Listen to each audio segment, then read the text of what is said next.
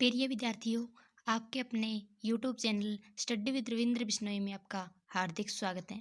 अगर आप चैनल पर पहली बार आए हैं तो सब्सक्राइब करना ना भूलें। आज हम एनसीईआरटी के 6th क्लास की सामाजिक और राजनीतिक जीवन का जो नेक्स्ट लेसन है, थर्ड, वो पढ़ने वाले हैं। इसका नाम है सरकार क्या है। इनको आज पढ़ेंगे। इसमें देखिए, हर एक देश को विभिन्न प्रकार के निर्णय लेने और उसको काम करने के लिए सरकार की ज़रूरत होती है।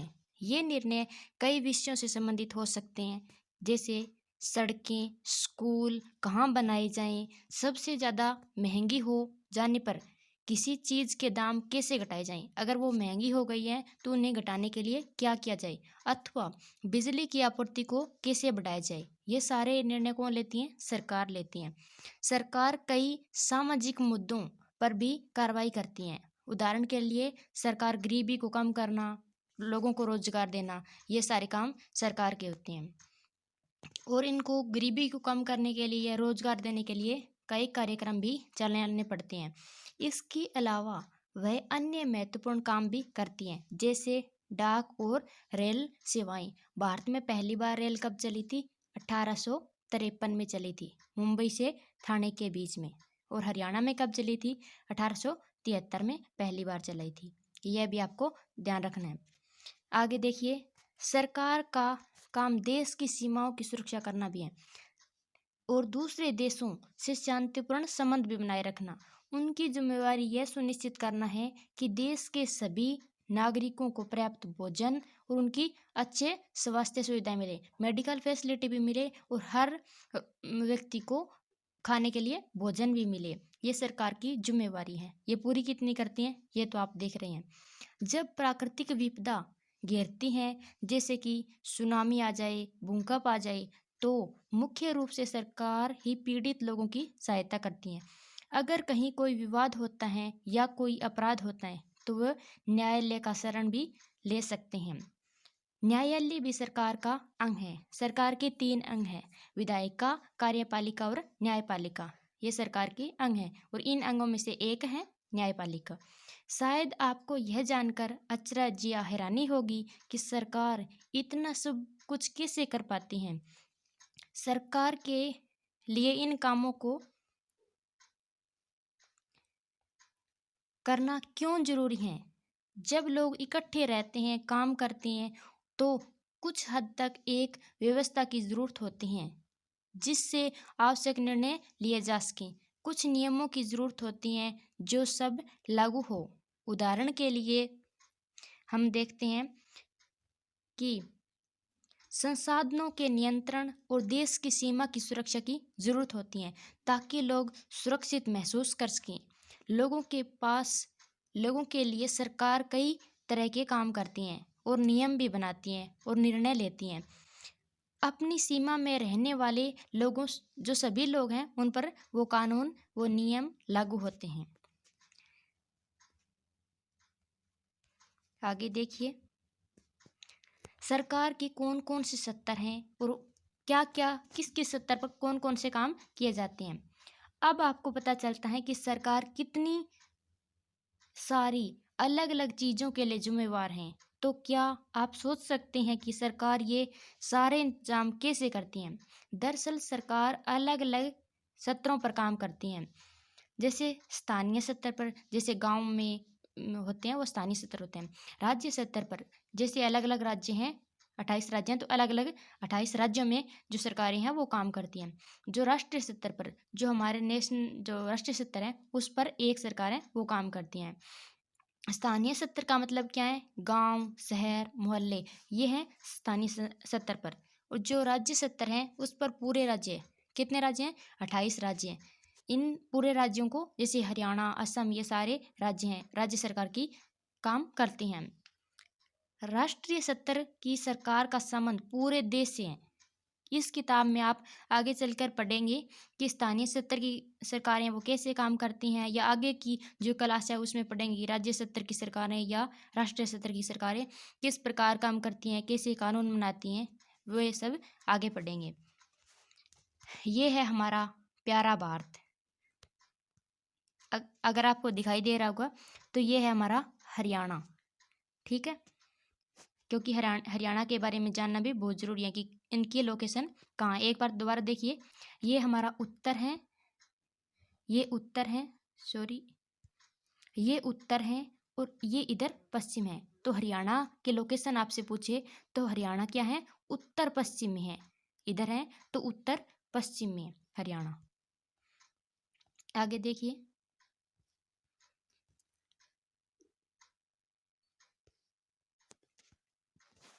ये प्रशासनिक विभाग के आंकड़े हैं भारत के बारे में, कि भारत में जो तेलंगाना है ये कब बना था, 2 जून 2014 को। तब 29 राज्य हो गए थे, लेकिन जो 2019 में जम्मू और कश्मीर को यूटी बना दिया गया, फिर बाद में अब 28 राज्य हो गए हैं। अब सरकार कानून कैसे बनाती हैं ये जानते हैं, कि जो सरकार कानून बनाती हैं और देश में रहने वाले सभी लोगों पे वो कानून मान्य होते हैं या लागू होते हैं। केवल यही वह तरीका है जिससे सरकार काम कर सकती है। सरकार के पास जैसे कानून बनाने की ताकत होती है, वैसे ही यह ताकत भी होती है कि वो लोगों को मानने के लिए बाध्य करें। कानून बनाने की ताकत नहीं होती सरकार के पास, वो उनको लागू करने के लिए लोगों को बाध्य भी कर सकती हैं। उदाहरण के लिए हम एक उदाहरण लेते हैं जिसमें ये मानते हैं कि जो गाड़ी चलाने वाले के पास अगर लाइसेंस होना चाहिए, अगर वो गाड़ी चला रहा है उसके पास लाइसेंस नहीं है, तो उसको जेल की सजा काटनी हो सकती है या फिर जुर्माना भरना हो सकता है।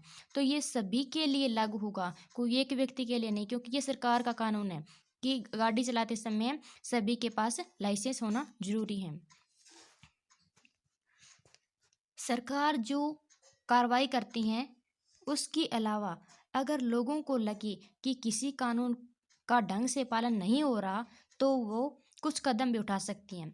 उदाहरण के लिए, अगर किसी व्यक्ति को ये लगे कि उसके धर्म या जाति के कारण किसी को नौकरी नहीं दिया या नौकरी से निकाल दिया, तो वो न्यायालय की शरण में जा सकता है। क्योंकि आर्टिकल जो 16 है हमारे संविधान में मौलिक अधिकार हैं, उन मौलिक अधिकारों में आर्टिकल 16 है, उसमें लिखा गया है कि अवसर की समानता, प्रत्येक व्यक्ति को धर्म, जाति, समाज आदि के आधार पर भेदभाव न करते हुए सभी को समान अवसर की समानता मिलेगी। चाहे कोई भी अवसर हो, उसमें आर्टिकल 16 में सभी व्यक्ति समान हैं। तो इसी प्रकार इसमें न्यायालय में दिया गया है कि कोई भी व्यक्ति को अगर नौकरी से निकाल दिया जाता है किसी जाति या धर्म के आधार पर, तो वो न्यायालय की शरण ले सकता है और वो ये दावा कर सकता है कि कानून का पालन नहीं हो रहा, क्योंकि कानून का पालन होता तो उसे नहीं निकाला जाता। तब न्यायालय आदेश देगा कि क्या कदम उठाना अब की जरूरत है। अब आगे देखते हैं सरकार के प्रकार। सरकार को निर्णय लेने और कानूनों का पालन करवाने यानी कि उन्हें बाध्य करने की कौन सी शक्ति देता है। इस प्रश्न का उत्तर इस बात पर निर्भर करता है कि उस देश की सरकार कैसी है, किस प्रकार वो कानून लागू करती है या किस प्रकार वो सरकार काम कर रही है। लोकतंत्र में तो भारत सबसे बड़ा लोकतांत्रिक देश है।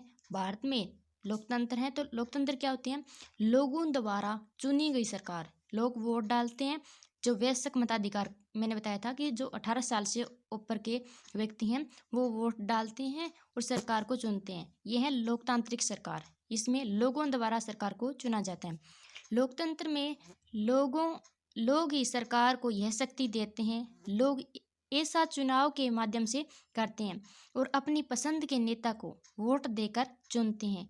एक बार चुने जाने के बाद यही लोग सरकार बनाते हैं और ये 5 वर्ष के लिए रहते हैं। लोकतंत्र में सरकार को अपने निर्णय और उठाए गए कदमों का आधार बताना होता है और सफाई देनी होती है। एक दूसरी तरह की सरकार होती है जिसे क्या कहते हैं, राजतंत्र।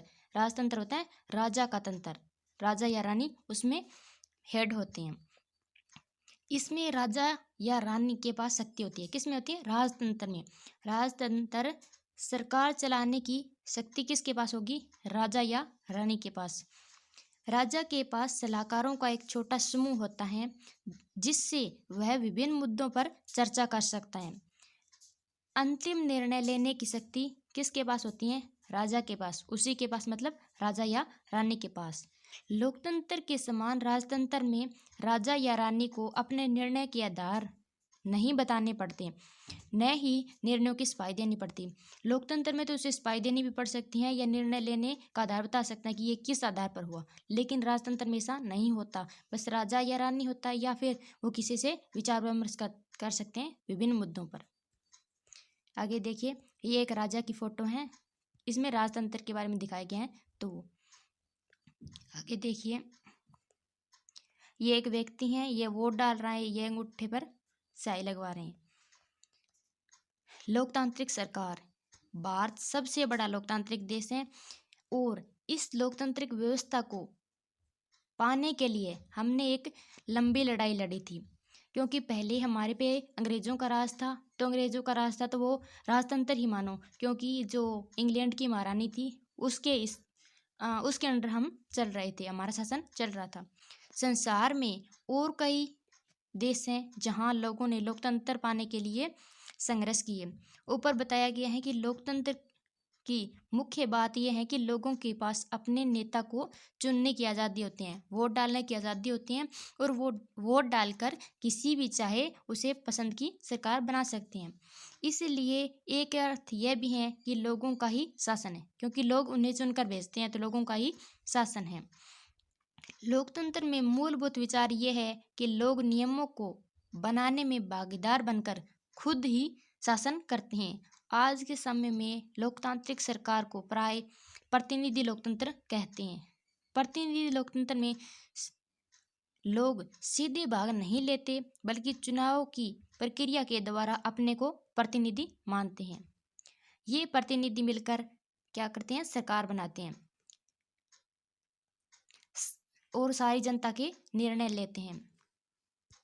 आजकल कोई भी सरकार अपने आप को तब तक लोकतांत्रिक नहीं कह सकती जब तक देश के सभी वयस्क नागरिकों को वोट देने का अधिकार ना हो।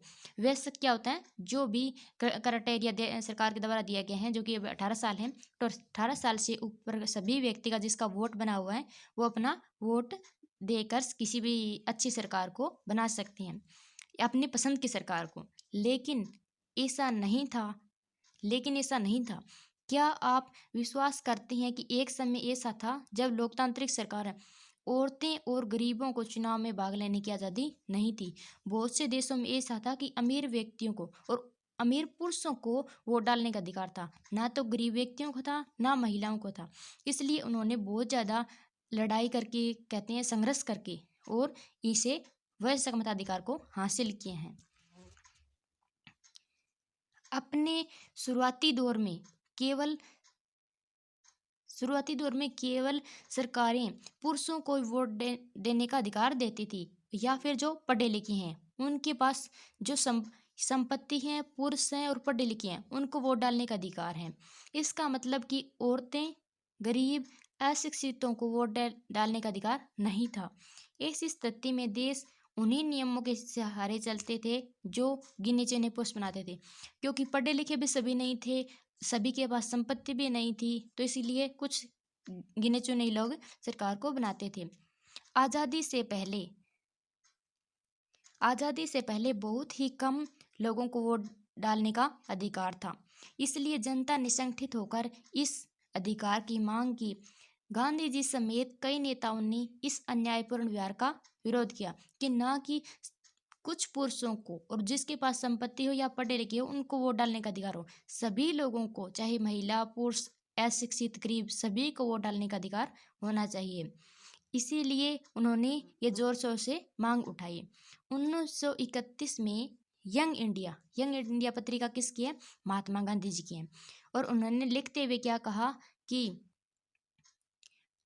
गांधी जी ने कहा कि मैं यह विचार सहन नहीं कर सकता कि जिस व्यक्ति के पास संपत्ति है वो वोट दे सकता है, लेकिन वह व्यक्ति जिसके पास चरित्र है, कैरेक्टर है, पर संपत्ति या शिक्षा नहीं है, वह वोट नहीं दे सकता। या जो दिन भर अपना पसीना बहाकर ईमानदारी से काम करता है वह वोट नहीं दे सकता, क्योंकि उसने गरीब होने का कोई गुनाह किया है। ये गांधी जी के विचार हैं।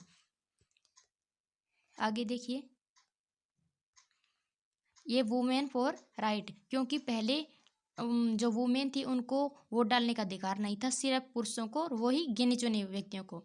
संसार में कहीं भी सरकारों ने स्वेच्छा से अपनी शक्ति लोगों के साथ नहीं बांटी। स्वेच्छा से सभी लोगों को संघर्ष करना पड़ा और उसके बाद ही उनको अधिकार मिले थे। पूरे यूरोप को, अमेरिका के महिलाओं और गरीबों को सरकार की कार्यों में भागीदारी के लिए संघर्ष करना पड़ा था। महिलाओं द्वारा मताधिकार के लिए संघर्ष ने प्रथम विश्व युद्ध के दौरान, प्रथम विश्व युद्ध कब से कब था?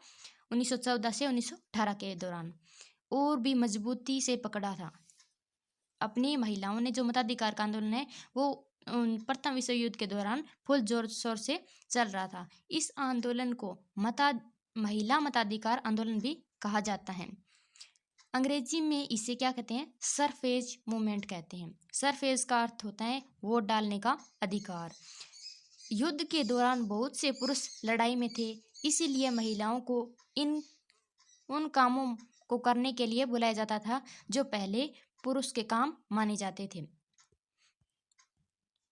जब महिलाओं ने विभिन्न प्रकार के काम और उनकी व्यवस्था को करना शुरू किया तो लोगों को यह देखकर बहुत हैरानी हुई कि महिलाएं और उनकी क्षमताओं के बारे में उन्होंने गलत रूढ़िवादी धारणाएं बना रखी थी। क्या बना रखी थी? कि यह काम महिलाएं नहीं कर सकती, ये काम महिलाओं के लायक नहीं है। लेकिन जब उन्हें पता चला कि ये काम महिलाएं कर सकती हैं तो उन्हें बहुत हैरानी हुई।